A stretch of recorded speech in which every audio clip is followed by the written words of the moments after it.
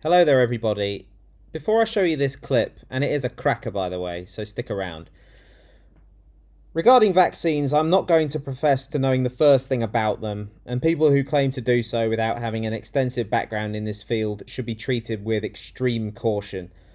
I've attempted to read many data studies and reports related to COVID-19 and vaccines, but I largely end up feeling like, whilst I have mostly understood what I have just read, I cannot be at all certain I have reached the correct conclusion, so I'd rather leave it up to people who know what they're talking about. Unfortunately, the vaccine grift has become so lucrative, there are many people purporting to be experts who are deliberately misrepresenting data to appeal to the large cohort of anti-vaxxers they have amassed in their audiences. My field of expertise, outside of what I do for a living, is sniffing out BS from people I am certain are part of the grift.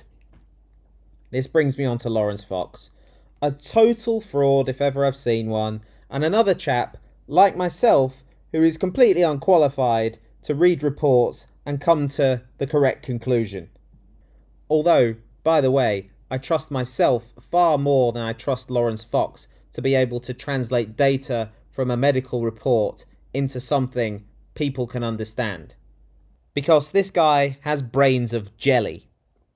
Yet Laurence Fox decides to churn out his vaccine report findings and then heads on to GB News airwaves to tell his audience all about it. Unfortunately for Laurence, he has messed with the wrong guy on this occasion, because this is Dr. Bharat Pankhania, and he promptly puts the fox back in his box and nails the lid shut after the producers and/or Fox himself attempted to ambush the doctor by not sharing with him the subject that would be discussed. The doctor was far from happy, and my goodness, did he read Laurence Fox the Riot Act and make him look completely stupid. Let's take a look. Also with me is Dr. Bharat Pankhania, Senior Clinical Lecturer at University of Exeter Medical School. Good evening. What are your thoughts on what you're hearing, Doctor?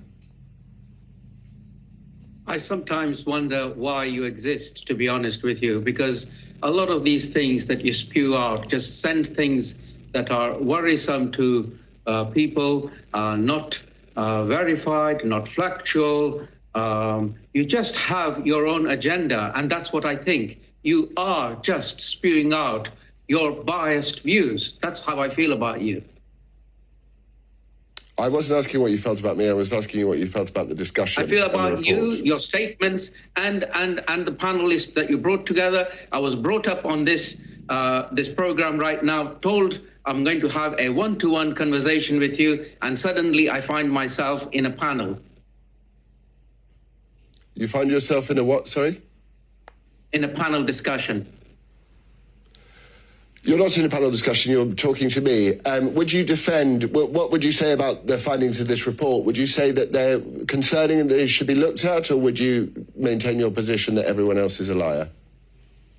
I haven't read that report. I knew nothing about that report. I wasn't brought on the program to talk about the report. Therefore, it's an ambush. How do I know? I haven't read it. I know nothing about it. What do you think about the MHRA, Doctor? It is a regulatory body. It is staffed by very competent, very able people who have served the nation well. They have done their job in being independent of government, and they do a great job in protecting the health, well-being of the nation with regards to which medicines are used, how they're used, and they also do the follow-up work. It is very unfortunate that further to Brexit, the MHRA is working on its own for the United Kingdom rather than being as part of the European Medicines Agency, because there is strength in numbers, strength in expertise. Having said all that, the MHRA is absolutely fit for purpose. Are the COVID vaccines, so-called vaccines, safe, Doctor? Well, with respect to the many, many millions of doses of the vaccines that have been administered, we've had a few unfortunate side effects and unfortunate maybe some vaccine-related deaths. But overall, on the balance of good versus harm, the good outweighs the harm by a large, large margin. Thank you very, very much, Doctor. You're welcome. Thank you. So this is a masterclass in how to respond to a charlatan like Laurence Fox. You first call his mere existence thoroughly pointless, and you then answer his silly questions in the most straightforward way possible, all whilst maintaining the tone of complete indignance that you're having to waste your precious time talking to such a worthless individual. I don't know how we got here, to this point in history where somebody as all-round useless as Laurence Fox is portraying himself as a scientific expert and asking biased questions to an actual scientist, like their expertise on this subject is in any way comparable. It would be hilarious if it wasn't so serious. I will just say though, by the way, so people do not think I'm completely naive to vaccine side effects, I am aware there have been plenty of people across the world suffering side effects from these vaccines.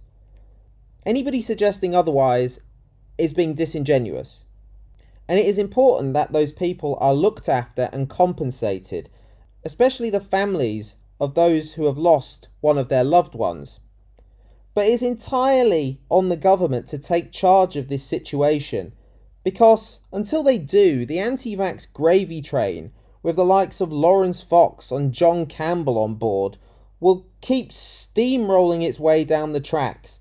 And when the next pandemic comes along, minds that have been poisoned from these vile grifters will be far less inclined to take a vaccine, and that could have devastating consequences, not only for themselves and their families, but for society as a whole.